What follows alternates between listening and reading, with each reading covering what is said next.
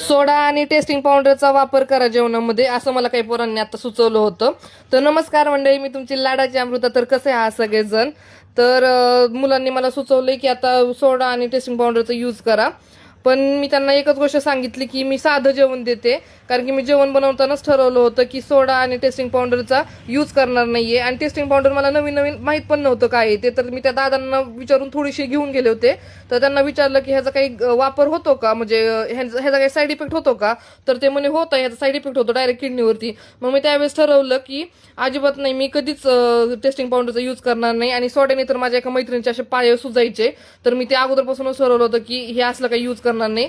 मी थोडीशी भेसळ करत असेल ती पाण्याची, नाही का, खीर करताना थोडंफार पाणी यूज करते, नाहीतर त्या व्यतिरिक्त माझ्या मेसमध्ये अजिबात काही चुकीचं वापरलं जात नाही. भलेही आपल्याला 2 पैसे कमी आले तरी चालतील, पण मी साधं जेवण देते आणि माझे डबे खूप चालतात, कारण की साधं जेवण लोकांना खूप आवडतंय. तर तुम्ही सपोर्ट करताय त्याबद्दल थँक्यू मंडळी.